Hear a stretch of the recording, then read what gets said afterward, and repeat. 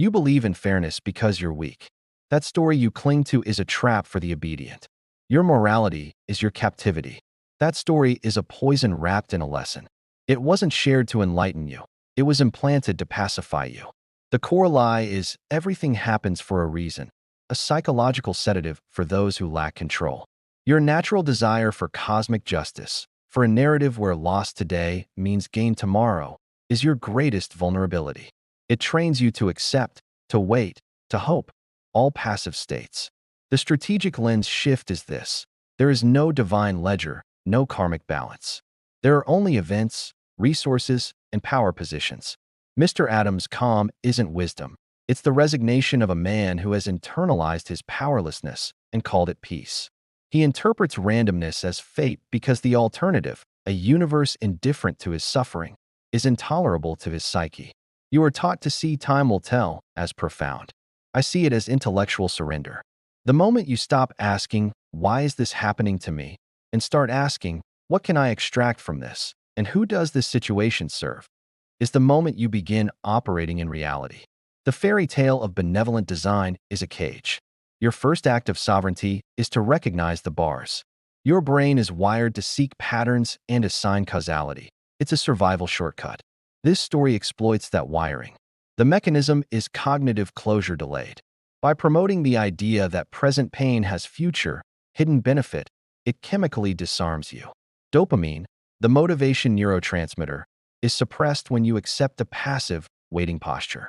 Instead, you get a drip of serotonin, the compliance chemical, for being patient and faithful. This is not resilience. It is neurochemical pacification. The true utility of suffering is not lesson learning. It is intelligence gathering. Pain is a high-resolution signal about system boundaries, weaknesses, and leverage points. When Daniel breaks his leg, the villagers and the story itself frame it as a hidden blessing for avoiding war. This reframes a tactical vulnerability, injury, into a spiritual virtue, protection. The power mechanism here is narrative capture, seizing a negative event and respinning it into a myth that reinforces passivity. You are being trained to see protection in helplessness. The strategic inversion is to reject the delayed narrative. Assess the event in real time. A broken leg is a reduction in mobility and capability. Period. Any secondary effect, like avoiding conscription, is a separate variable to be exploited, not a cosmic endorsement. Your pain is data, not destiny. Stop metabolizing it into meaning. Every human in that story occupies a fixed tier in the power hierarchy. Recognize where you currently reside. The peasant, Mr. Adam, and the villagers defined by reactive interpretation. They do not act. They respond to events with gossip, sentiment, and superstitious narrative. Their calm is not control. It's helplessness aestheticized as wisdom. They derive identity from weathering storms they never sought to command. The predator, Mr. Smith, operates on transactional extraction. He sees value, the horse, and moves to acquire it through currency or force. His morality is utility. The villagers whisper he may have stolen the horse. This is the peasant's fear of the predator's direct will. The predator creates events. The peasant moralizes about them. The sovereign, the strategic aim, this is the target identity, absent from the story. The sovereign does not react to events, peasant, nor merely exploit them, predator. He orchestrates conditions. He would have sold the horse at maximum value, used the capital to secure leverage, or bred it to create a herd he controlled from the outset. He would have seen the war not as a fate to avoid, but as a landscape of opportunity, supplying horses, intelligence, or mercenaries. The story is a peasant parable designed to make you admire resignation. Your evolution begins when you feel visceral contempt for Mr. Adams' peace and see the predator as a crude, but active, intermediate step. The sovereign is beyond the story's comprehension. This story is not folklore. It is social control software. Its function is to stabilize the herd. Examine the villagers. Their gossip shifts instantly from mockery to envy to awe based on Mr. Adams' fortunes. This collective narrative policing ensures no one deviates from the core script, that acceptance is virtue. Historically, this mechanism is the bedrock of priestly and political classes. God's plan is the ultimate non-falsifiable claim used to justify hierarchy, suffering, and inaction. It pathologizes ambition as pride, strategic foresight as faithlessness, and sovereignty as rebellion. Your innate drive for agency is chemically and socially punished. The threat is not that you suffer. It is that you might stop interpreting your suffering and start using it.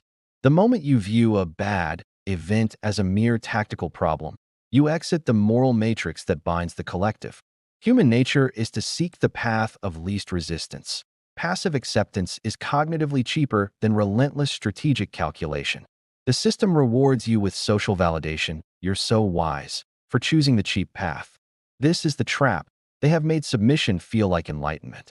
The story's final lesson, be patient, be thankful, keep faith, is a precise recipe for maintaining the status quo. It is a call to spiritual surrender disguised as grace. To internalize this is to accept your own domestication. You must replace the poison of patient faith with the discipline of operational ambiguity. This is not optimism or pessimism. It is the total suspension of moral and emotional judgment regarding events. An event is not good or bad. It is a change in your resource landscape. Your only question, what now becomes possible that was not before, and what is now closed to me? When the horse disappeared, the peasant moralized. The strategist audits, asset gone, reduces plowing capacity, frees up stable resources, creates victim narrative capital with villagers, potential for retrieval or insurance claim. When the horse returned with 5 others, the peasant celebrated luck. The strategist audits, asset portfolio increased 6-fold. New assets are volatile, while immediate need for training resource allocation creates envy in observers, security risk.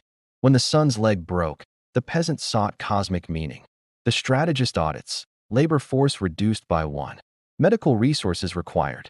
Liability for future capability.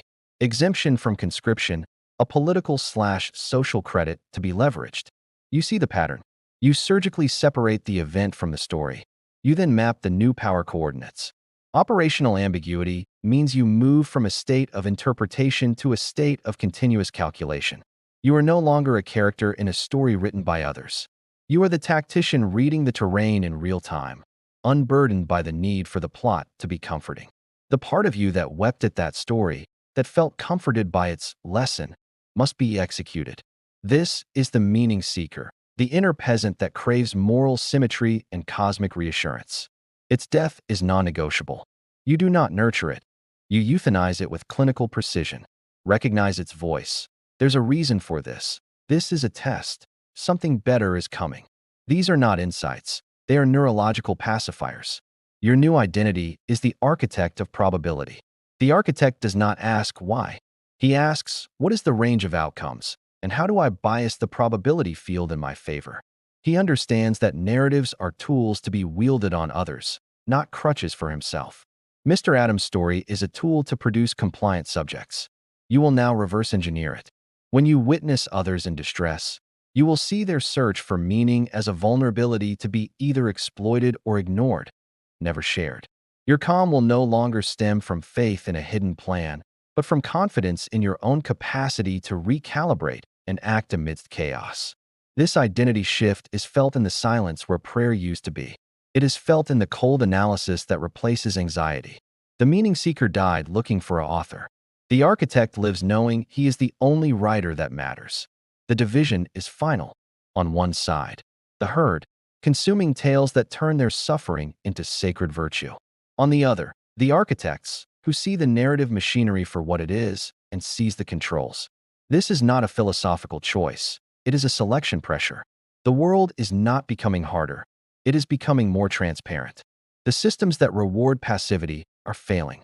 The man waiting for time to tell will be harvested by the man who decides what time it is. This story was your last test. Did you feel comforted? Or did you feel a cold fury at the manipulation? That fury is your signal. The bridge is burning. You do not transition to sovereignty. You execute a hostile takeover of your own psyche. The elite CTA is not to like, subscribe, or comment for validation. It is this: go silent.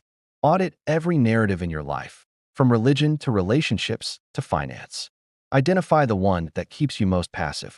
Dismantle it, not with debate, but with a single irreversible action that proves its falsity to you alone.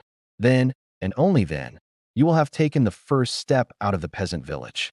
The selection is continuous. You are already being judged. Act accordingly.